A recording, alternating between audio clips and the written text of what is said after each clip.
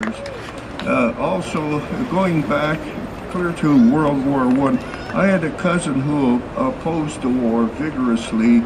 He was tipped off, fortunately, in advance that a vigilante group was coming to lynch him for this particular action. Now, I want to say this also about what's happening to our veterans today. I listened to Democracy Now! This morning. 22 veterans and military commit suicide every day. There are more dying now than were dying in the war in Afghanistan. And there's an aimlessness. And I want you to think back to January 17th, 1941. Most of you were not here. Carol was there. I was there, of course, at that time. The four freedoms. Freedom of speech, freedom of belief, freedom from fear, and freedom from want and freedom from fear. I don't like to mix up the order there because they're extremely important. Essentially what happened in the Second World War was a disruption of the New Deal and everything that stood for it. I want to remind you of a few things. The social compact that entails every single one of us.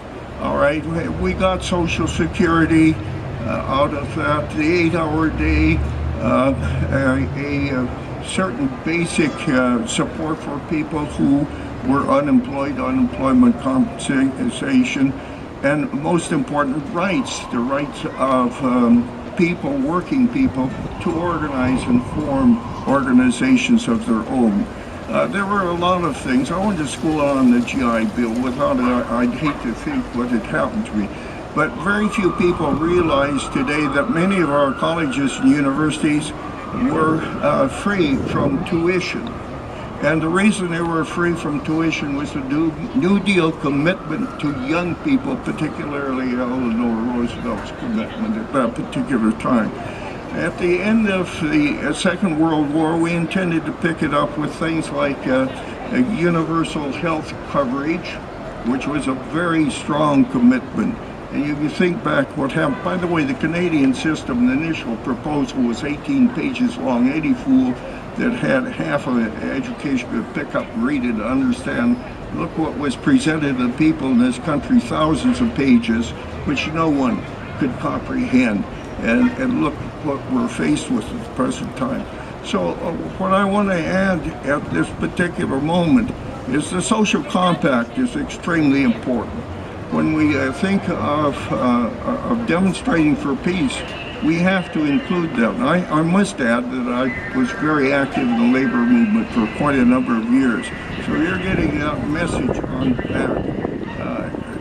The end of the Second World War didn't bring us peace, that freedom from fear in the organization. What it brought us was a military-industrial establishment.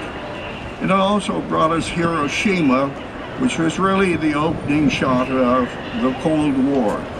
So we have to think comprehensively all the way through, and we need to form alliances among not only the peace group, environmental groups particularly, labor movement and so on, if we're ever going to reverse the situation that's facing us today. Thank you for your